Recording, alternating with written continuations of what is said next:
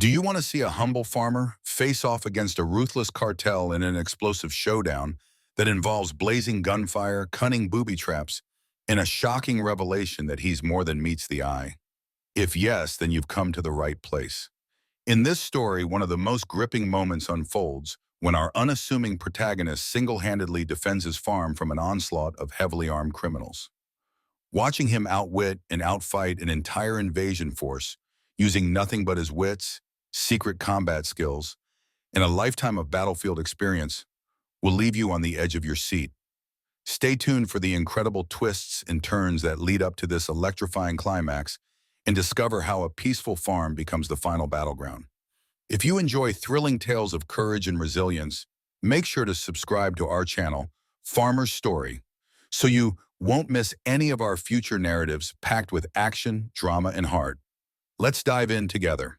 Samuel Sam Harding had spent the last few years of his life in a quaint farmhouse nestled against the vast fields of corn and alfalfa somewhere in southwestern Texas near the border.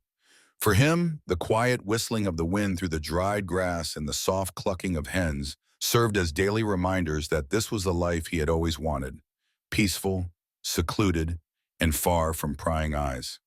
On the surface, Sam looked every bit the aging farmer, broad-shouldered, sun-beaten, and always wearing a tattered straw hat to keep the scorching sun off his brow. Strangers who happened upon the property generally saw nothing more than a middle-aged man who preferred solitude, stoic in nature, and seemingly content tending to his modest acreage. Little did they know, Sam's past was anything but ordinary. Behind the calm exterior and the steady, measured cadence of a farmer's life lay a history too dangerous for most to imagine.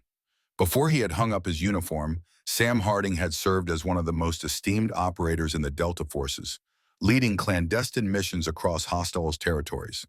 At the height of his career, he was known among certain circles as the deadly Delta Forces commander in history, a legend whispered about in hushed tones in bases and briefing rooms. When the firefights ended and the dust settled on decades of classified missions, Sam turned his back on that grim world of conflict, determined to find peace on a farm he inherited from a distant uncle. Now, from the vantage point of his front porch, Sam could see the gentle slopes of dusty roads winding their way toward the horizon. It was his daily routine to sit there at daybreak and with a mug of coffee, scanning the fields, watching the cornstalks sway.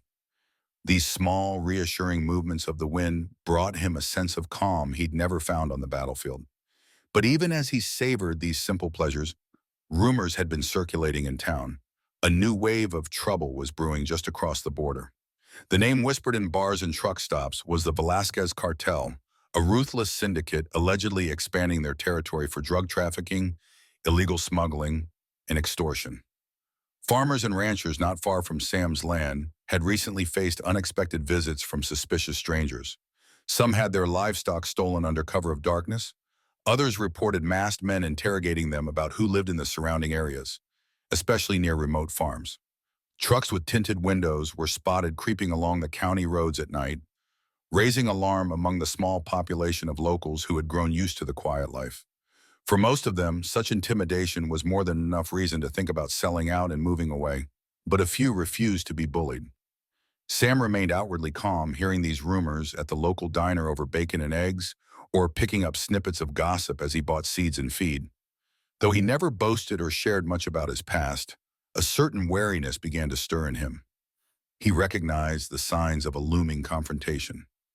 One evening, as he walked the perimeter of his property, past the barn and the old tractor that needed servicing, Sam caught the faint glow of headlights in the distance.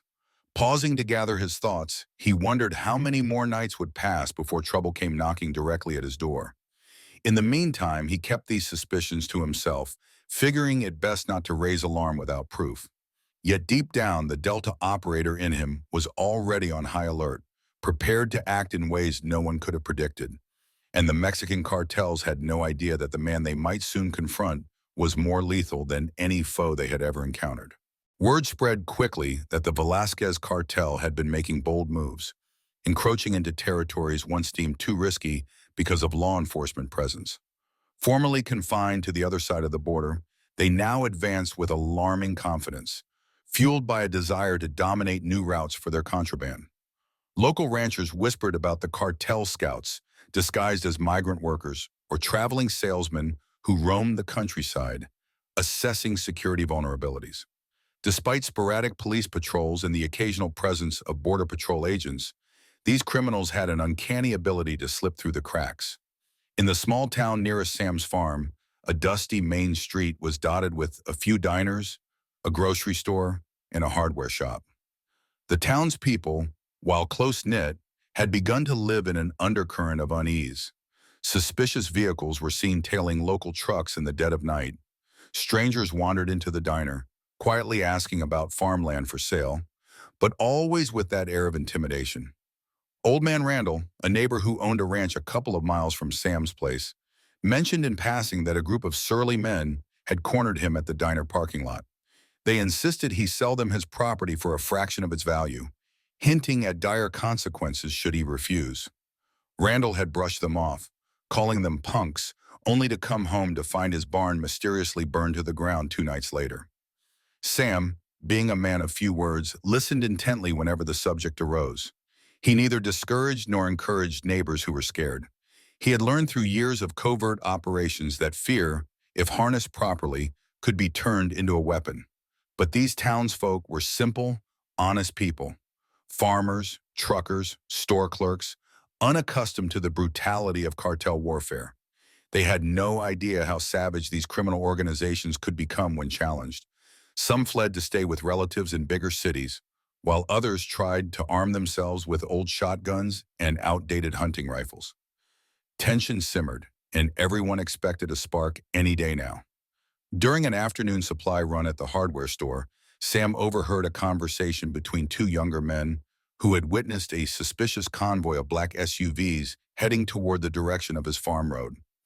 According to them, there were around 6 vehicles, each loaded with men who seemed far too well armed for a casual drive in the country. The rumor was that the Velasquez Cartel planned to make a statement, perhaps forcibly taking over a piece of land to set up a hidden stash house or a drug lab. The farmland along the border was prime real estate for that sort of clandestine activity. Sam's hand instinctively tightened around the box of nails he was purchasing. He let out a controlled breath, steadying himself. Conflict was something he had tried to leave in his past, but conflict, it seemed, had come looking for him. He wondered if the next turn of events would push him over the line. After decades of living by the Delta Code, it was second nature for Sam to remain cautious. He never carried all his groceries in one trip, never left his property unmonitored, and never allowed himself to forget that threats could come from any direction. Above all, he had learned that if you wanted peace, you had to be prepared to fight for it. Mexican Cartels raids veterans farm, unaware he's the deadly Delta Force's commander in history, was a headline that no one had thought of yet, but it was inching closer to reality with every passing day. Little did the cartel members know, the unassuming farmer they were about to challenge had been shaped and hardened by some of the toughest battles known to men. And while Sam Harding had traded his rifle for a pitchfork, his lethal skill set remained intact, tucked away just beneath the surface, waiting to be unleashed if his hand was forced. One late afternoon, Sam decided to drive into town for a quick errand. As he pulled up to the lone gas station, he couldn't help but notice a sleek, black SUV parked by the pumps. 2 men leaned against the vehicle's side, scanning the area with predatory eyes. Their clothes were casual, jeans and leather jackets, but the bulges at their waistlines suggested concealed firearms. Sam calmly stepped out of his pickup truck, making sure to appear just like any other local farmer, fatigued from field work and uninterested in trouble. Yet his senses were on high alert, taking in every detail: the make of the SUV, the partial license plate number, and the tension in their postures. As he walked toward the station door, one of the men cast him a scornful glance, as if evaluating whether this stranger could pose any threat. They quickly dismissed him, just another aging farmer. Inside, the fluorescent lights buzzed overhead while a teenage cashier played on her phone, oblivious to the dangers lurking mere feet away. Sam grabbed a soda from the cooler and approached the counter. Just then he heard the jingle of the door behind him, and the 2 men entered, conversing in hushed Spanish. Their tone was urgent, and Sam picked up fragments of their conversation about the farm and boss wants results. He remained stoic, pretending to check for change in his pocket. His understanding of Spanish was fluent, another skill gleaned from years in special operations across Latin America. From their clipped sentences, he gathered that someone named El Jefe was impatient to see progress, that he wanted a specific piece of land under the cartel's control, and that the occupants of that land needed to be persuaded or removed. Sam's jaw clenched slightly, but he otherwise betrayed no reaction. He completed his purchase, tipping his hat politely to the cashier. Before leaving, he locked eyes with one of the men. There was a brief flicker of curiosity in that man's expression, but it quickly vanished as he refocused on his companion. Out in the parking lot, Sam slid into his truck and took a moment to calm the surge of adrenaline. This was likely part of the cartel's scouting effort, confirmation they were zeroing in on his or a nearby property. He started the engine and drove off, determined not to do anything that might tip them off to his true capabilities. But inside, a strategic mind was already at work, piecing together a plan. If they were indeed targeting his land, or even one of his neighbors, he needed to be ready. That evening he returned to his farm, noticing new tire tracks on the dirt road near the front gate. They hadn't been there this morning. Slipping into the barn, Sam checked his hidden locker where a portion of his old gear was stored. Carefully he opened the heavy padlock and examined what remained. A disassembled rifle, a sidearm or two, and various tactical tools. He had intentionally left behind some advanced weaponry when he retired, opting for a minimal arsenal as a symbolic separation from his past. But necessity now dictated that he revisit those decisions. The cartels had no clue that behind the guise of a humble farmer stood a man whose entire life had revolved around neutralizing threats swiftly and decisively. A man once hailed as the deadly Delta Force's commander in history. That night, as a gentle wind rustled through the tall grass, Sam found himself unable to sleep. Memories of past missions surfaced, black-clad teams breaching fortified compounds, hushed radio communications in the dead of night, the tense waiting before an operation went live. They were recollections tinged with adrenaline and mortality, reminders that he had been forged in a world where one mistake could cost a life. Back then, Sam had trusted only his squad mates and relied on meticulous planning and skill to carry the day. Now, isolated on this farm, the stakes felt entirely different. This time, he was fighting for his home and for the livelihood of neighbors who had no idea of the real danger they were in. Around midnight, he stepped onto his porch and gazed out over the silent fields. In the far distance, he could see the faint glow of headlights weaving along the main road, possibly heading into town. He wondered if more cartel members were scouting. The darkness around him served as a cloak, just as it had on countless night operations. Only now, instead of wearing state-of-the-art night vision gear and leading a team of trained operators, Sam stood alone with the remote farmland as his battlefield. The gentle chirping of crickets offered little solace. Deciding that vigilance was his best ally, Sam set out for a perimeter check. He carried a flashlight but rarely used it, relying instead on the pale moonlight to guide him. He paced the edges of the property, looking for signs of forced entry or tire tracks. In a corner by the wooden fence, he noticed footprints, heavy boots, larger than his own, and the crushed remnants of a cigarette butt. It was recent, maybe a few hours old at most. His suspicion was now undeniable. The cartel had come to see the land for themselves. Sam's mind flickered with operational possibilities. Perhaps the men who had come were under strict orders, scouting the layout, assessing how difficult it would be to take over. That might mean a direct confrontation was imminent, or that they were waiting for reinforcements. In any case, Sam had no illusions. Once the cartels set their sights on a target, and they rarely took no for an answer. They pressed forward with threats, violence, and if need be, lethal force. That was their modus operandi, the same pattern he had seen overseas with other criminal organizations and terrorist cells. When Sam finally returned to the house, he decided to move his weapons cache from the barn to a more secure location inside, specifically a hidden compartment beneath the old floorboards in the living room. A single squeaky board had given him the idea years ago, and he'd fashioned a concealed storage spot there, just in case. If the cartel tried to search the property, he wanted to ensure they wouldn't find anything suspicious at first glance. Sleep, if it came at all, was fitful. Sam drifted in and out of dreams, plagued by visions of masked assailants setting fire to his fields or corners of his house bullet-riddled and smoldering. He awoke before dawn, still dressed in yesterday's clothes, the dusty boots on his feet, a testament to his restless night. For now, the farm remained quiet, but in the days to come, the tranquility of this land would be shattered, and the Velasquez Cartel, boldly targeting what they saw as a defenseless farmer, would be in for a reckoning unlike anything they had ever encountered. This was the moment Sam Harding had hoped to avoid, but fate seemed determined to lead him back to the life he once lived, where his legendary Delta Force's expertise could no longer remain hidden. As dawn approached, Sam stood by the window with a cup of black coffee in hand, watching the early light reveal the outlines of distant trees and fences. He checked the local news on his old radio, turning the dial until he found the station that often reported local incidents. There was a brief mention of escalating tensions near the border, vague references to a criminal enterprise suspected of torching a ranch the previous week. Nothing that directly implicated the Velasquez cartel, but Sam knew better. The cartel had connections and the means to keep their name out of mainstream reports unless the authorities had irrefutable proof. Deciding that preparation was crucial, Sam stepped outside into the fresh morning air. He walked around the farmhouse, planning how best to fortify each entrance and window. Though he had no illusions of turning his home into an impenetrable fortress, after all, it was simply a wooden farmhouse.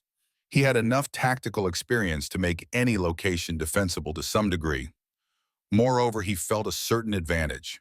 Criminals often underestimated civilians, assuming they lacked the know-how to respond effectively. This mistake would likely be the cartel's undoing. First, Sam examined the barn. If a firefight erupted, this structure could either be an asset or a liability, depending on how he used it. He could stow supplies inside, but if the cartel set it ablaze, he'd lose cover quickly. Next, he surveyed the worn-out tractor, reminding himself it could serve as a makeshift blockade if parked strategically across the driveway. The idea took shape in his mind. In the event of a siege, creating obstacles to slow the cartel's movement would give him precious minutes to respond. Afterward, he hiked to the far end of the property where a creek meandered through the underbrush, forming a natural boundary. Dense patches of wild shrubs and trees flanked its edges, providing a hidden vantage point. If the cartel approached from this angle, he could use the vegetation for concealment, perhaps lure them into an ambush if it came to that. Already the wheels of strategy were turning, an escape route here, a hidden vantage point there, possible choke points that could funnel attackers. In years past, Sam had led complex raids in equally rural settings, always mindful of how to exploit terrain. His superiors marveled at his ability to transform the simplest environment into an advantage. And even though he now walked on his land in battered boots and a cowboy hat, the old instincts remained sharp. Each step reminded him of who he was, someone who once specialized in turning the odds against heavily armed opponents. In the midst of these preparations, he thought of the neighbors who lived within a few miles. Some were older couples, folks who had retired to a life of quiet farming, while others were young families trying to build a future. He considered warning them, but he also knew that if word spread too far, the cartel might be alerted, forcing an early confrontation. Besides, he didn't want them to do anything rash. He understood that fear could lead to panic, and panic could lead to mistakes. At this stage, information was power, and Sam intended to gather as much of it as possible before making his move. For the first time since he had arrived on this farm, he truly felt at home. Not because he craved violence, he hated it, despite his proficiency, but because this land, these people, and this life were now worth defending with every ounce of skill he possessed. In the face of the impending storm, Sam resolved to stand firm, quietly acknowledging that the cartel had set their sights on the worst possible target, the deadly Delta Force's commander in history. 2 days later, the first confrontation finally came. It was late afternoon when Sam heard the distant rumble of engines echoing across the fields. He walked out onto the porch, squinting under the sun to see 3 trucks rolling slowly down the dirt road toward his property. Even from that distance, he could discern silhouettes in the truck beds. Armed men. There was something menacing in the leisurely pace of their approach, as if they were savoring the intimidation factor. Calmly, Sam removed his gloves and set them on the porch railing. He had spent the morning mending a section of fence, trying to maintain a semblance of normalcy despite the looming threat. Now that threat was no longer an abstraction. It was here, kicking up dust as it neared. Stepping off the porch, he moved to greet the vehicles at the front gate. Each deliberate footstep felt heavier with the knowledge that a single wrong move could ignite violence. The lead truck came to a halt. Three men jumped out, each sporting tattoos and brandishing handguns. The driver, a lean figure with a scar running across his jaw, looked Sam up and down. He spat on the ground, his posture radiating cocky arrogance. In halting English, he demanded, "You the owner here? We got business to discuss." Sam, feigning a bit of confusion, replied, "I own the farm, yes. Something I can help you with?" He kept his voice calm, unthreatening, though his gaze never left the men's faces. From their stance, he could tell they were used to bullying people. Over the years, Sam had encountered warlords, terrorists, and all manner of criminals. The cartel swagger was just another flavor of intimidation, and he was familiar with its mechanics. Scarjaw spoke again, flipping a toothpick between his lips. "We represent some powerful people. They like this land, good location, close to the border. They want to make you an offer." His words dripped with mock politeness, the kind that barely concealed menace. "Sell the place or you might have problems." Sam stared at the three trucks and the row of armed men in the back. He recognized a few from the gas station, likely foot soldiers, not the higher-ups. Slowly he replied, "I'm not interested in selling." A tense silence enveloped the moment. One of the men in the back snickered, pointing his gun casually at the sky as if to show what he could do. Scarjaw scoffed, stepping closer to Sam. "That's a big mistake, old man. You sure about that?" In that split second, Sam considered his options. He could strike now, catch them off guard, but the rational part of him knew it was too soon.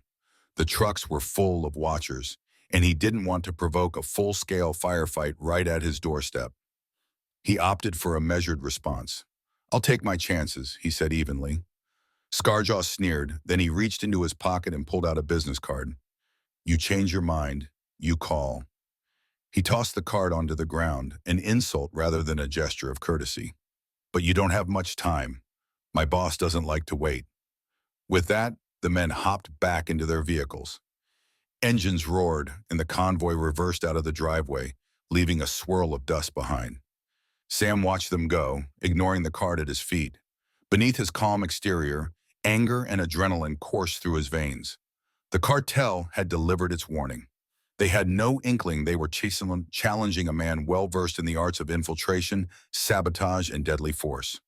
Sam went back inside, locked the door, and headed straight for the concealed arsenal under the floorboards. The time for half measures was done.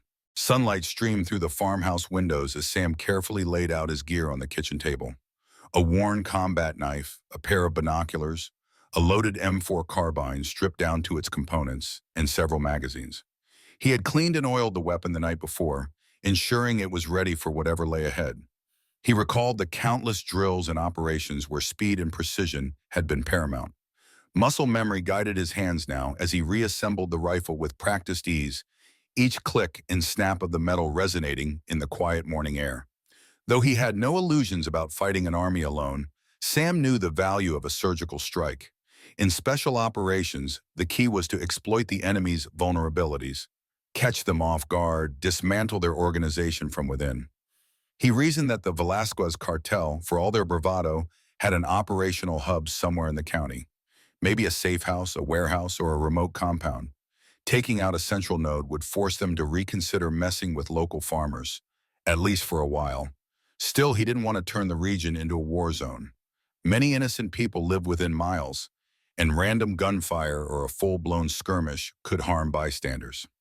After finishing with the rifle, Sam pulled out a phone he rarely used, one capable of secure calls. Within minutes, he had dialed an old contact, a friend from his Delta days who now worked in private security. Sam shared minimal details, something about suspicious activities, needing intel on certain criminal groups.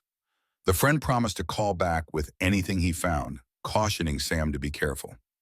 After setting the phone aside, Sam prepared to head into town. He wanted to do some discreet reconnaissance of his own, see if he could pick up the cartel's trail. But first, he took one final sweep of the property, ensuring that the perimeter alarms he had rigged, simple contraptions using fishing line and tin cans, were still intact. It wasn't sophisticated technology, but it was enough to alert him if anyone crept around at night.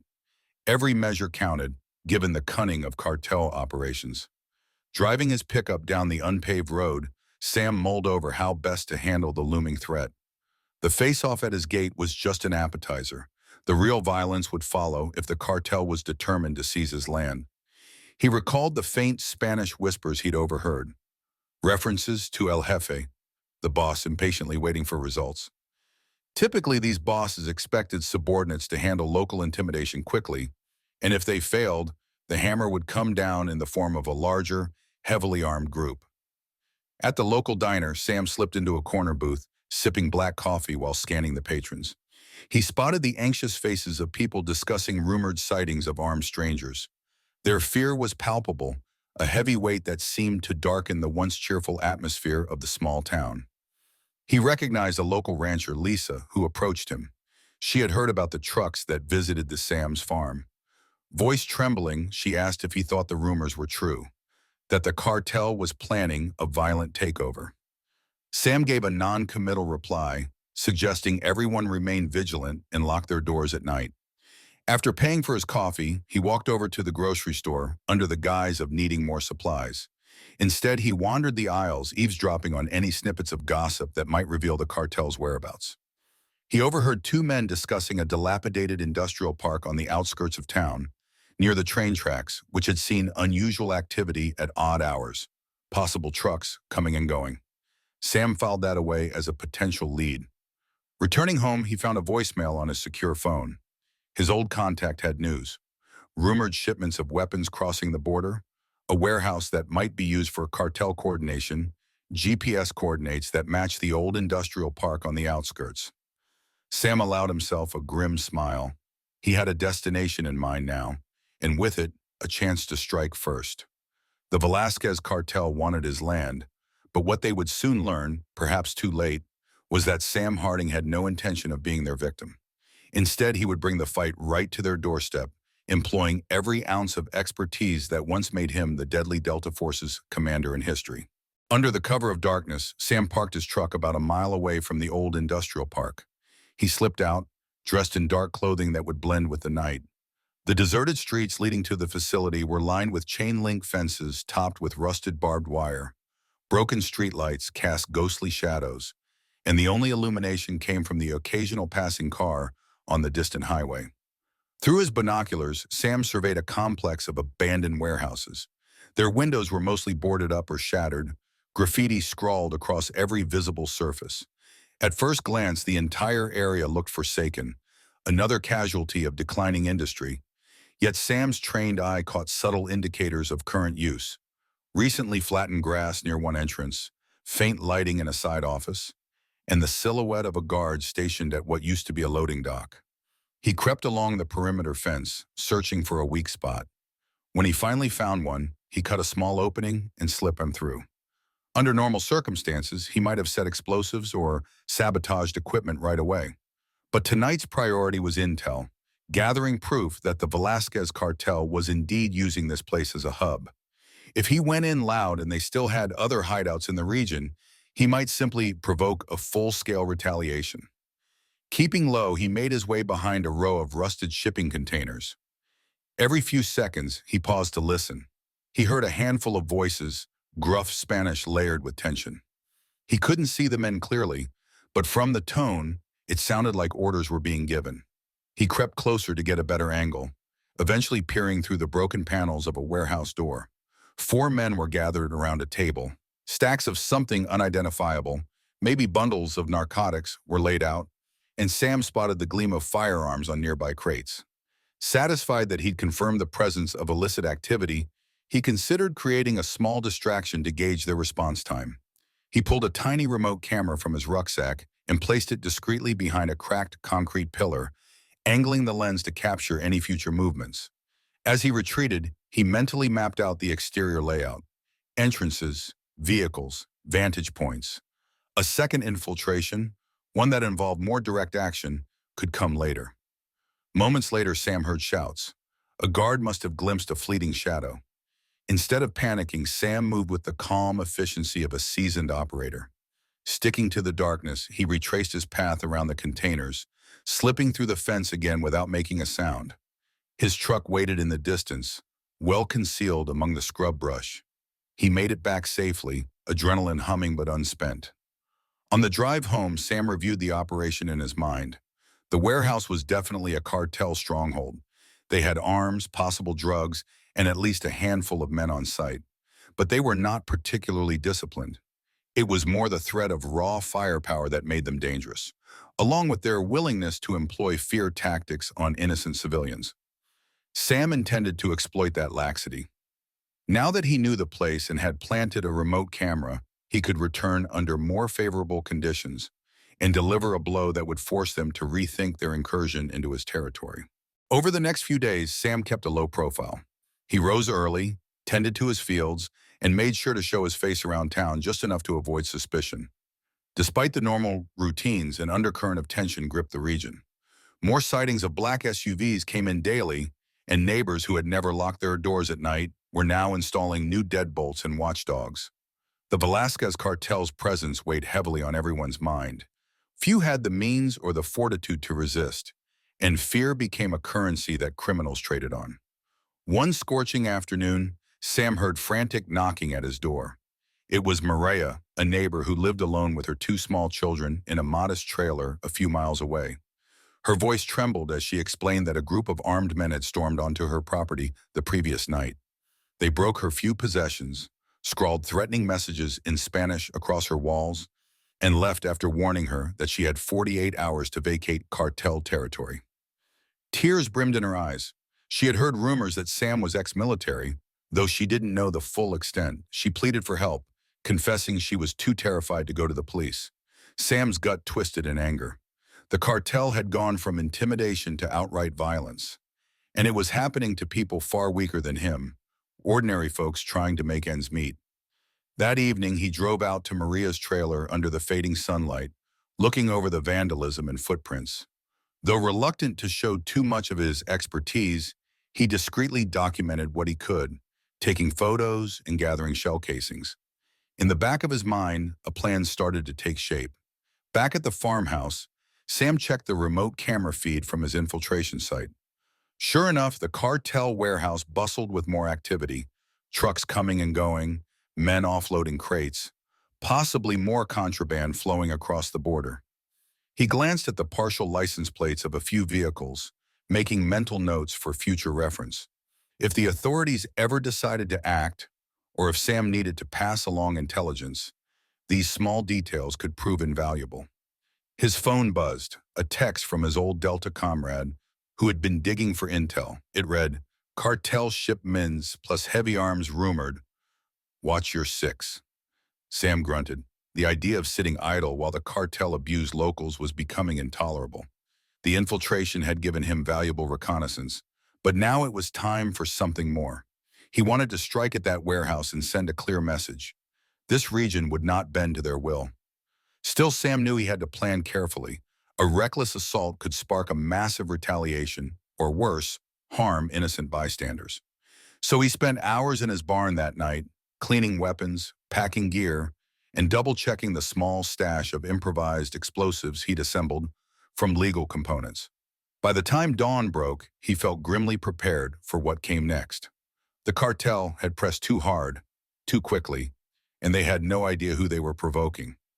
The man once hailed as the deadly Delta Force's commander in history was ready to step fully back into that lethal mindset, no longer just to defend himself, but to protect those who had no means to fight back.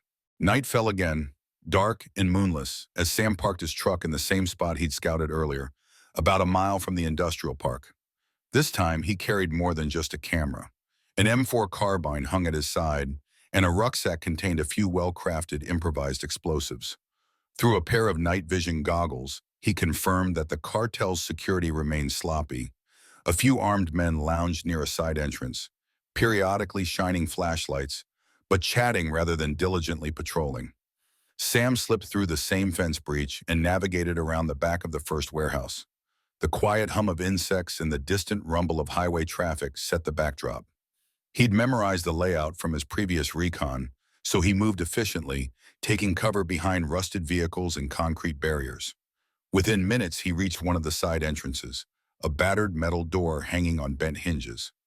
Rather than lockpicking, Sam applied a silent breach device, a compact wedge he'd fashioned that allowed him to lever the door open with minimal noise.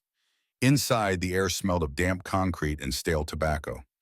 Dim light spilled from a single overhead bulb near a cluster of crates. Sam crept along the shadows until he had a clear view of the men inside. They wore civilian clothes, but the rifles and handguns on the table left no doubt about their line of work. A couple of them were sifting through a wooden box that appeared to contain packages of narcotics.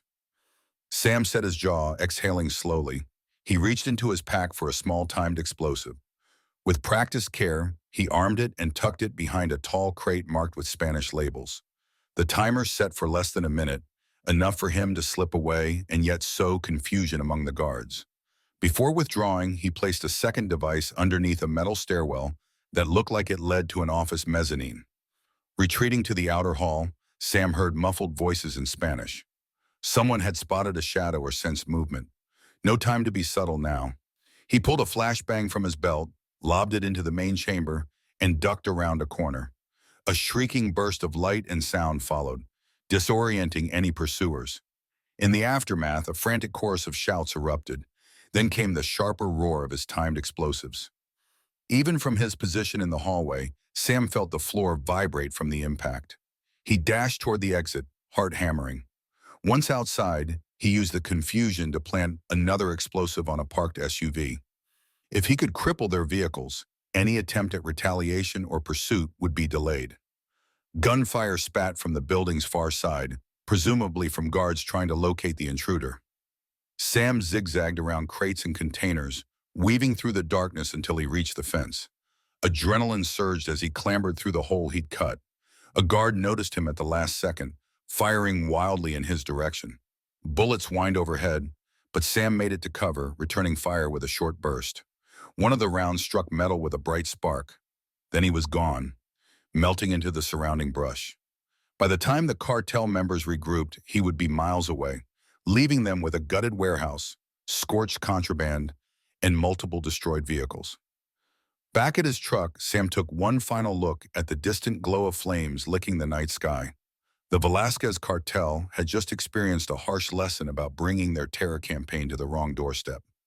Sam knew this would enrage them, but that was the point, to break their momentum, sow fear in those who had been using it as a weapon.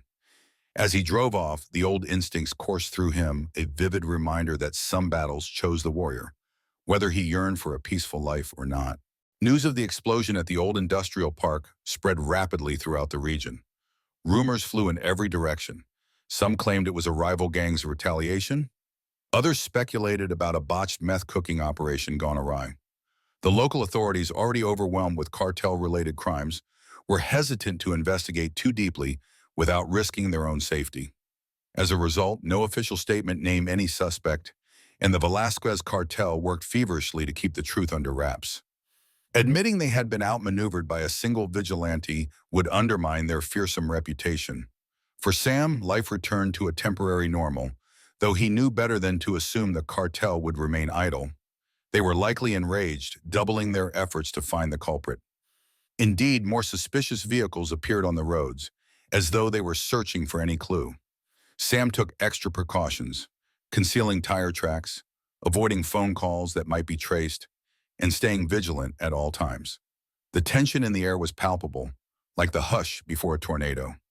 One afternoon, while hauling a load of hay, Sam spotted a large black SUV tailing him at a distance. It followed for several miles along the dusty roads. He pretended not to notice, continuing his route as if nothing were amiss. Eventually, the SUV sped up, overtaking him. Through the tinted window, Sam caught the glint of a man's eyes, staring intently, memorizing his face. The SUV peeled away in a cloud of dust, and Sam knew the clock was ticking. They would soon connect the dots that he was more than just a simple farmer. Shortly after returning home, his phone vibrated. A text from his old Delta comrade. It contained a brief message. Intel suggests Velasquez is furious. Watch your back. The words were a stark reminder that the cat and mouse game he'd begun was nearing a boiling point. The cartel would not rest until they made an example out of whoever had attacked their warehouse. And if they traced the lead back to Sam's farm, things could escalate faster than he anticipated. Determined to keep the upper hand, Sam thought back to the demands the cartel had made at his doorstep. Their message was clear: either sell or face dire consequences. He also recalled the pitiful fear in Maria's eyes and the frustration of other ranchers who felt helpless against the growing threat. Enough was enough. If the cartel wanted a showdown, they would get one, but on Sam's terms. That evening, he used a secure burner phone to tip off a local journalist about major criminal activity at the industrial park. He left just enough details to pique interest, hoping that increased media scrutiny might deter the cartel from launching a large-scale assault.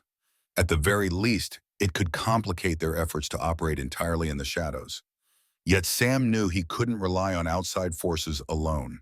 If anything, publicity might simply corner the cartel into acting more aggressively. The final showdown seemed inevitable. In preparation, he stocked up on essentials: non-perishable food, bottled water, medical supplies, and fortified the farmhouse further. Wooden planks were nailed across certain windows to create better firing angles. The barn's interior was reorganized to give him quick access to vantage points and potential escape routes. As twilight dimmed the sky, Sam stood on his porch, a rifle slung over his shoulder. His gaze swept across the fields, the horizon, the solitary dirt road leading to his home. A breeze rustled the tall grass. In the gathering darkness, the farm appeared serene. Yet a sense of foreboding weighed on him heavily. The Velasquez cartel was likely on the move, outraged and ready to retaliate. The man once hailed as the deadly Delta Force's commander in history had thrown down the gauntlet. Now he waited for the enemy to pick it up, fully aware that one way or another the coming hours would change this land forever. The storm arrived just after midnight. Sam was in the barn, double-checking the array of booby traps he had set up around the perimeter, when he heard the distant drone of multiple engines approaching. He cut the barn lights and rushed outside, pressing himself against the side of the building. The moon was shrouded by heavy clouds, leaving the landscape cloaked in near-total darkness. But Sam's ears were finely tuned, and he pinpointed the vehicles, at least 3, maybe 4, turning off the main road onto his property. He slipped around the side of the barn, rifle at the ready. As the vehicles drew closer, their headlights illuminated the dusty driveway, revealing 2 trucks and an SUV. Figures leaped out, flashlights bobbing in the darkness, and Sam caught glints of metal, rifles, shotguns, handguns. Their leader, a burly man with a gravelly voice, barked orders in Spanish. Sam clenched his jaw. These men were heavily armed and itching for violence. A bright muzzle flash cut through the darkness as someone fired a warning shot into the air. The leader shouted, "Hey, old man, we know you're here. Come out and we'll talk." The mocking tone sent a wave of anger through Sam, but he kept his cool. The time for negotiation had long passed. If he walked out, they'd likely shoot him on the spot. He needed to use surprise and his intimate knowledge of the terrain to his advantage. The farmland that had once seemed so peaceful now resembled a battlefield. Sam triggered the first trap, a series of hidden flares rigged around the front gate. A burst of blinding red light illuminated the yard, throwing the cartel gunmen into disarray. Shots rang out, scattering sparks into the night. Seizing the opportunity, Sam fired a precise burst from behind the barn, taking down the man who had fired the warning shot. Chaos erupted. Bullets whizzed past, striking wood and dirt. The attackers fanned out, shouting to one another to find cover. But the open expanse of the farm offered little shelter. One gangster tried to duck behind a small pile of crates, only to spring Sam's second trap, a snare that pulled him off balance, leaving him vulnerable. Sam squeezed the trigger again, and the man collapsed.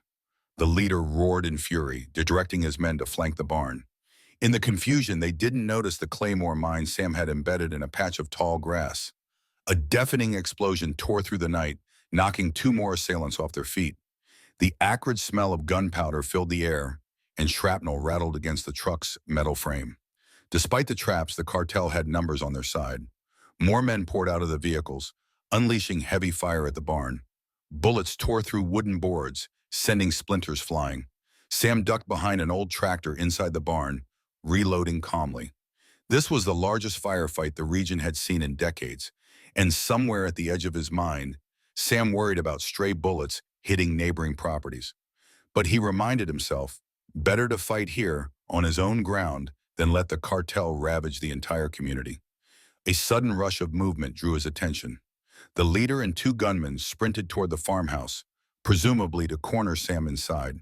Realizing the danger, Sam emerged from the barn's side entrance, cutting them off with covering fire. One gunman went down, the others dropped flat behind a water trough. For a brief moment, everything was illuminated by the eerie glow of the flares and muzzle flashes, a surreal dance of light and shadow. Heart pounding, Sam took a breath. He had honed these reflexes over decades of lethal engagements, but never had so much been at stake on his own home soil. The nights of quiet reflection had led to this brutal confrontation. The Velasquez Cartel had come in force, but they were up against a man whose entire life had been dedicated to mastering the art of war. If they thought he was just another civilian, they had grossly underestimated the deadly Delta Force's commander in history. Amid the raging firefight, Sam realized the barn was becoming a ticking time bomb. Bullets whizzed through the dry bales of hay, and small tongues of flame began to lick at the edges.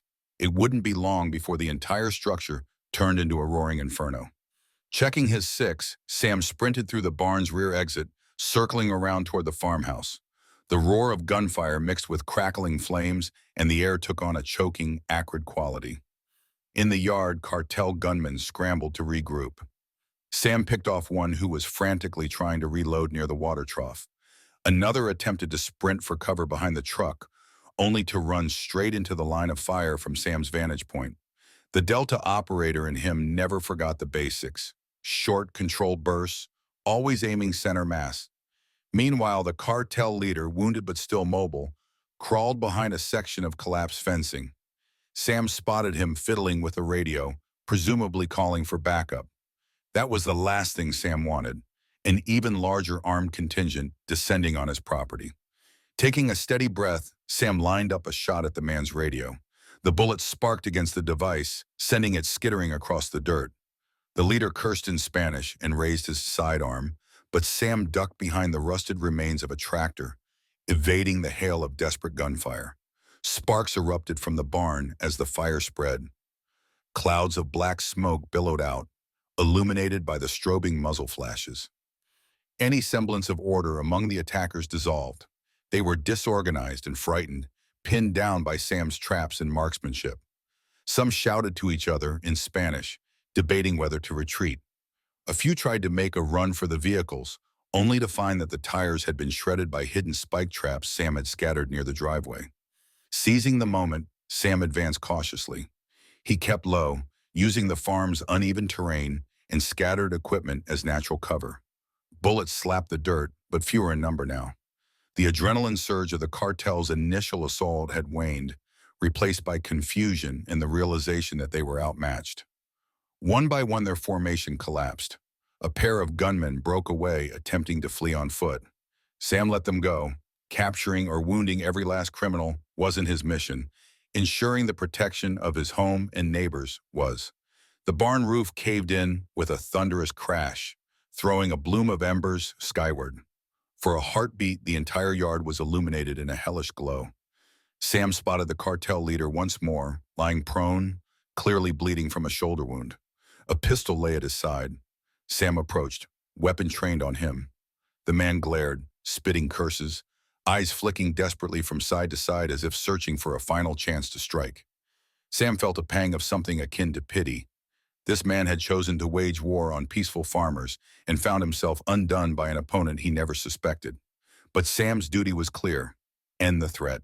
He kicked the pistol away, ensuring the leader could do no more harm. Shots still popped from distant corners of the farm, but their frequency dwindled rapidly. Coughing against the thickening smoke, Sam glanced toward the main road. In the distance, the faint wail of sirens carried on the wind. The authorities were finally on their way.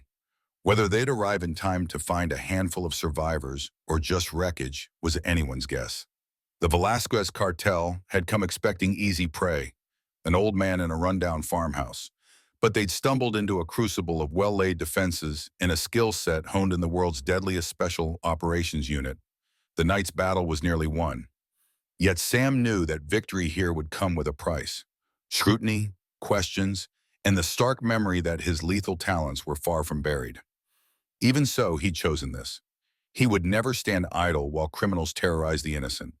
Whether or not he had wanted a quiet life, destiny had pulled him back into the fray, proving that the deadly Delta Force's commander in history was still a force to be reckoned with. When the first rays of morning light crept over the horizon, the battlefield that had once been Sam's peaceful farm was a smoldering scene of chaos. Local law enforcement arrived just as the last flames were being doused. Deputies emerged from their vehicles, weapons drawn, eyes wide at the carnage. Some recognized Sam, but none had seen him like this. Disheveled, face streaked with soot, cradling a rifle with the ease of a seasoned operator. They found cartel survivors moaning in pain, scattered among the wreckage. Ambulances soon followed, paramedics carefully navigating the debris. Meanwhile, Sam quietly surrendered his weapon to the sheriff, an older man who had once gone fishing with him a few summers back. The sheriff looked deeply troubled, yet also oddly relieved. He understood that if Sam hadn't fought back, half the county might have been terrorized or worse. Still, there were questions to be answered, reports to be filed. For now, Sam's story was that he acted in self-defense, which was abundantly clear from the situation. No one pressed him for additional details. Perhaps they sensed that sometimes knowledge could be more of a burden than a benefit. Word spread rapidly across the town. The Velasquez Cartel had been beaten, decisively on Sam Harding's farm. Locals who had been cowering in fear for weeks felt a surge of renewed hope. They whispered about the legendary firefight and how a single farmer had stood his ground against near insurmountable odds. Some invoked divine intervention, others suspected a deeper military background. Whenever pressed, Sam would merely shrug and redirect the conversation to crops, weather, or the local football team's next game. Maria, whose trailer had been ransacked by the cartel, visited Sam to express her gratitude. Tears glistened in her eyes as she thanked him for giving everyone in the area a chance to breathe freely again. In the days that followed, the authorities uncovered stashes of illegal weapons in the wrecked trucks, tying the assailants to a string of violent crimes. A wave of arrests rippled through the region as shaken cartel affiliates fled or went into hiding. Meanwhile, the FBI quietly reached out to Sam, probing for intel. They seemed to have a file on him already. Sam provided minimal cooperation, just enough to help them dismantle any remnants of the Velasquez operation in the area. He had no desire to return to the clandestine life fully, but if sharing a few details meant securing peace for his neighbors, it was a trade he was willing to make. Gradually, the farm recovered. Although the barn was mostly destroyed, neighbors and friends pitched in to rebuild, offering supplies, labor, and heartfelt thanks.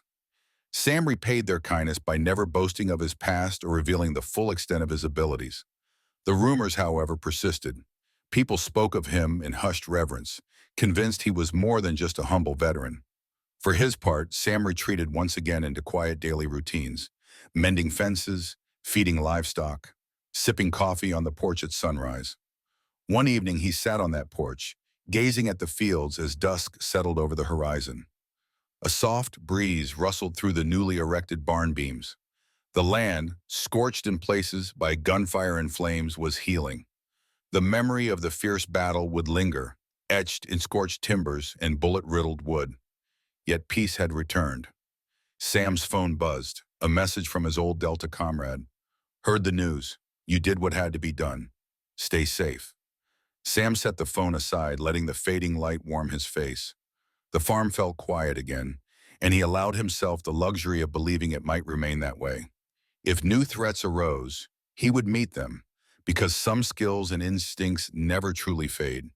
He might live a farmer's life, but beneath that unassuming exterior was a guardian, once the deadly Delta Force's commander in history, always ready to defend what mattered most. And in the hush of twilight, the echoes of that final firefight slowly ebbed, replaced by the simple, enduring rhythm of country life. From a personal perspective, this tale is more than just a battle of bullets and strategy. It's a testament to the power of quiet determination and the will to protect what matters most. In the end, our farmer stands tall, not because he craves glory, but because he refuses to surrender his home to tyranny. The triumph isn't just about vanquishing the enemy, it's about preserving hope for everyone who has felt powerless against overwhelming odds. I believe this story reminds us that heroism can emerge in the most ordinary places and within the most unlikely individuals. What do you think? Did any particular moment resonate with you, or do you have your own thoughts on how the battle should have played out? Share your opinions in the comments below to spark an engaging discussion. After all, at Farmer's Story, your feedback helps us craft even better tales for the future.